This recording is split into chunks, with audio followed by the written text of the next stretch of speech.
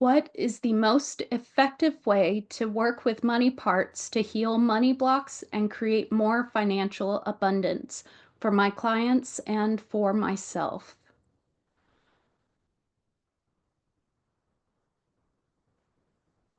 Okay, so they're saying the most effective or the most efficient. They're saying go with effective, not efficient, effective. They're showing effective is it just scratches the surface. It goes to like here, so it's not very far, but if so that's efficient, but effective goes whoom, like it's deep and it there's like way more that it gets. And so it goes further, but it goes like that. Okay.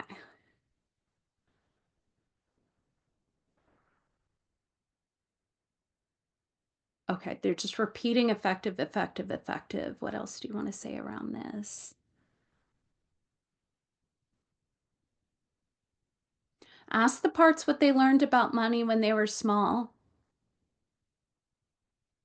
And just tell them that this is an open space to throw anything out there. Play with money while you're doing this. They're saying you can give them play money or you can give them real money. You can give them both. It can bring up different things. Oh wow, because they're showing like the smell of money can it just unlocks something. It brings up something that would have they're showing it's in that deeper portion here, and it can just make room for something to arise there. They're talking about the tactile sensation of it in their hands. They're talking about like putting it in a wallet and taking it out of a wallet and what comes up then. They're showing like pulling a credit card out and like, oh, what comes up in me is like some like desperate fear that goes back to, oh, okay, they're showing me times in my life where I didn't know if my card was going to go through or not.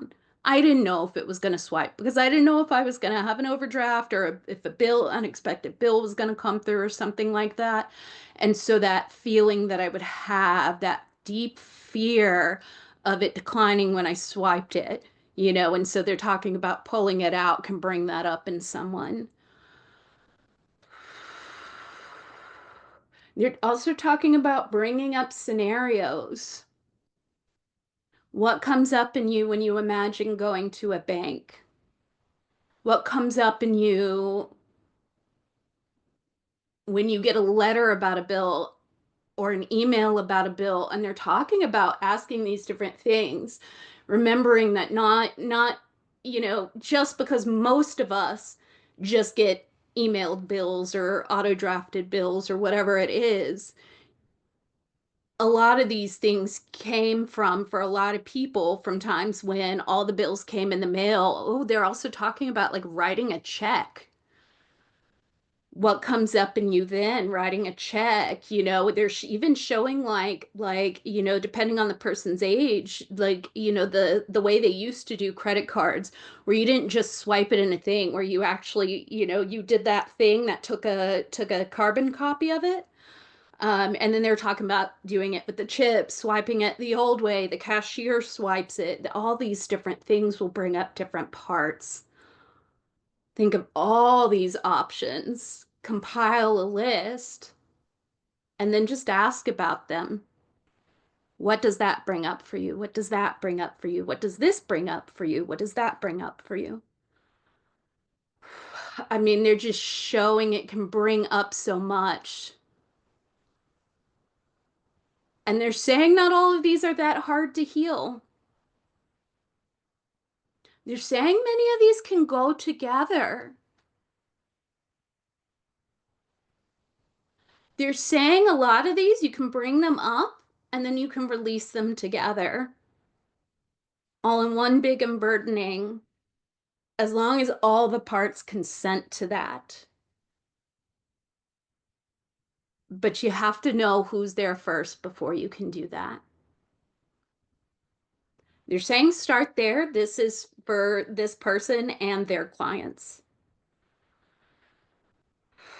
And they're emphasizing and their clients and their clients and their clients.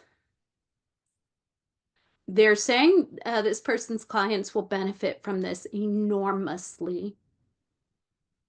I mean, enormously. Like they showed that thing where it was smaller and then it went deep and further, and they're saying enormously is even bigger than that. It's like a chasm.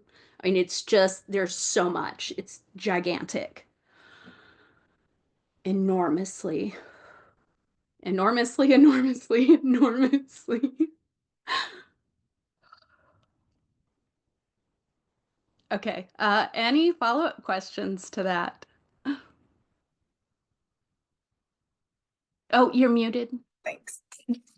When we're asking the questions, what comes up for you when you pay a bill or receive a bill or check your bank account or take money out of your wallet or go to a bank? Are we Real all, quick, they're saying one at a time. yeah. So yeah, one at a time. Don't even, they're talking about like don't say chip or swipe or you know, literally what does it feel like when you put the card in through the chip? What does it feel like when you swipe it? What does it feel like when the cashier swipes it? What does it feel like when they take a carbon copy of it? Listen to the sounds, smell the smells, listen, or look, feel the tactile sensations. Mm-hmm. They're they're talking about you can bring them into a meditative state beforehand to get them to go deeper. Yeah, get them to go deeper for the ones who want that, who are open to that. Mm-hmm. And then naturally you would connect with parts through that questioning and be able to name the parts that are associated with those particular memories.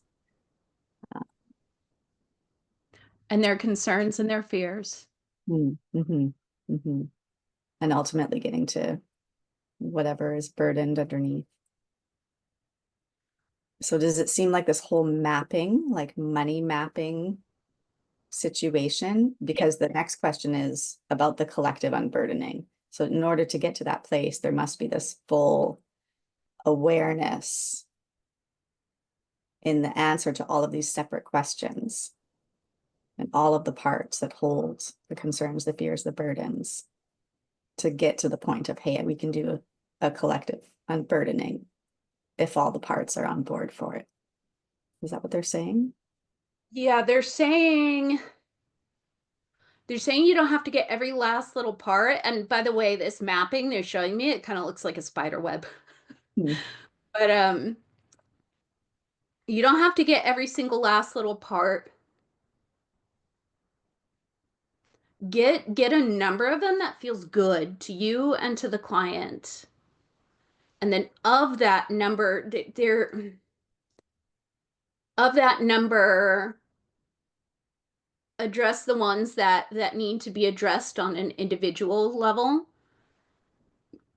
They're talking about ones that are like, I need my own time in the spotlight. I can't share it with the others because I need so much more than that.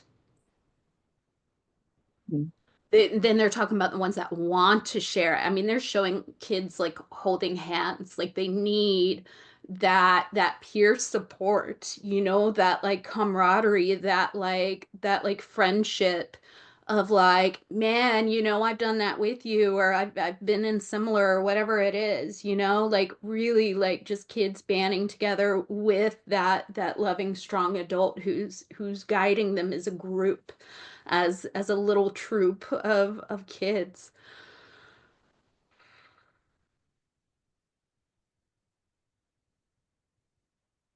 And then they're saying, so when you cleared that of what you've gotten there, then you can check for more and you can go deeper, however you would like.